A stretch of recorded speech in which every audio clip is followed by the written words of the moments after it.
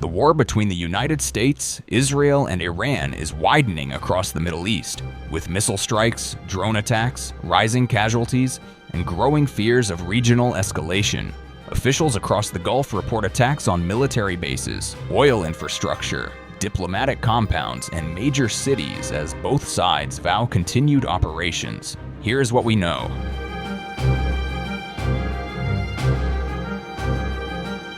Iran and Iranian-backed militias fired missiles and drones at Israel and several Arab states Monday, according to regional authorities and the U.S. military. In Kuwait, smoke was seen rising from inside the U.S. Embassy compound after what appeared to be a strike. The U.S. Embassy issued a security alert advising Americans to take cover. U.S. Central Command said Kuwait had mistakenly shot down 3 American F-15E Strike Eagles during ongoing combat operations. All 6 pilots ejected safely and were reported in stable condition. Kuwaiti officials confirmed aircraft crashes but did not provide further details. Iranian state television claimed Iranian forces targeted U.S. aircraft but did not elaborate.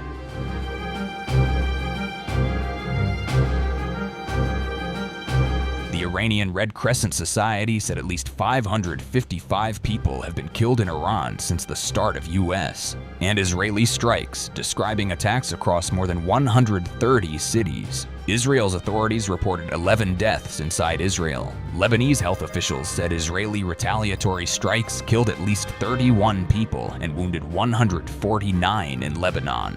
The U.S. military confirmed 3 American service members were killed in Kuwait, marking the first publicly acknowledged U.S. combat deaths in the campaign. President Donald Trump called the fallen troops true American patriots and warned additional casualties were likely.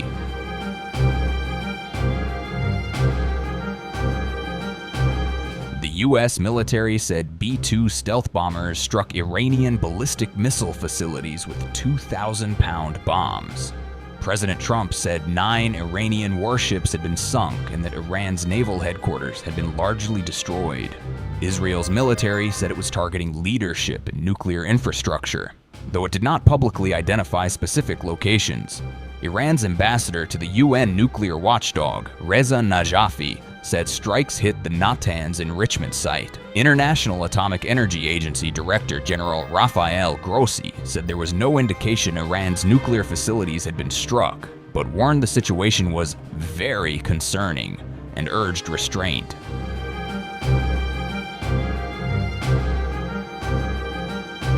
Hezbollah said it fired missiles from Lebanon into Israel in response to the killing of Iranian Supreme Leader Ali Khamenei. Israel said it intercepted 1 projectile while others fell in open areas. Israeli airstrikes then hit Beirut in southern Lebanon. Lebanese officials convened an emergency meeting and said only, "The state has authority to decide matters of war and peace." Israeli military officials warned the intensity of strikes would increase.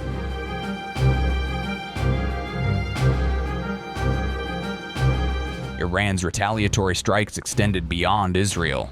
Authorities in the United Arab Emirates reported 3 deaths and 58 minor injuries after missiles and drones were intercepted or debris fell in populated areas. An Indian national was among those injured, according to the Indian embassy in Abu Dhabi. Explosions were reported in Dubai, Abu Dhabi, Riyadh, Doha, Manama, Kuwait City, in Bahrain. Missiles targeted areas near the headquarters of the U.S. Navy's 5th Fleet, authorities said. Jordan reported intercepting 2 ballistic missiles over its territory.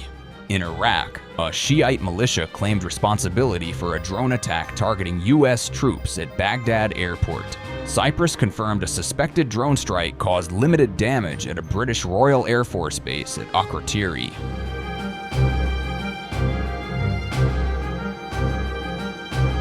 The conflict has expanded to critical oil infrastructure. Saudi Arabia said its Ras Tanura refinery, one of the world's largest, was targeted by drones. Authorities said incoming aircraft were intercepted before reaching critical infrastructure,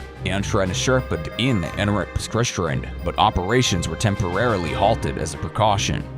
In Oman, a bomb-carrying drone boat struck a Marshall Islands-flagged oil tanker in the Gulf of Oman, killing 1 Indian mariner, according to Omani state media. Iran has also threatened vessels in the Strait of Hormuz, a strategic waterway through which roughly 1/5 of globally traded oil passes. Oil prices surged and global air travel was disrupted, including closures at Dubai International Airport.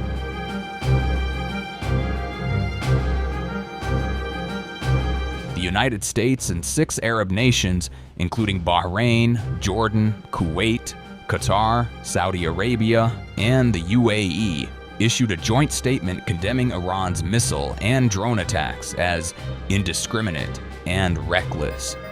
France said it was ready to assist Gulf partners under principles of collective self-defense. Britain confirmed it allowed the US to use British bases for what Prime Minister Keir Starmer described as limited defensive purposes. European officials called for de-escalation and urged all sides to exercise restraint.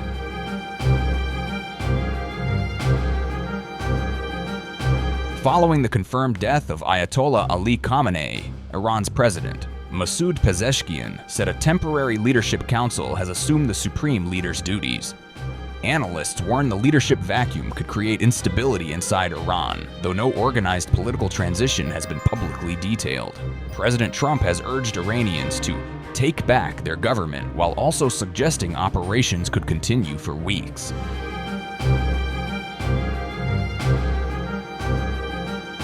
Tehran's streets were largely deserted amid airstrikes, according to witnesses. Paramilitary forces established checkpoints across the city. In Israel, missile strikes hit multiple locations, including Jerusalem and Beit Shemesh, where 9 people were killed at a synagogue, according to rescue services. World Health Organization officials called for protection of civilians and medical facilities, warning that military operations near sensitive infrastructure risk broader humanitarian consequences. Major combat operations continue across multiple fronts, with attacks now stretching from Iran to the eastern Mediterranean and across the Persian Gulf. Diplomatic efforts remain limited, and military leaders on all sides are signaling continued operations. The conflict shows no immediate sign of de-escalation. We will continue to monitor developments.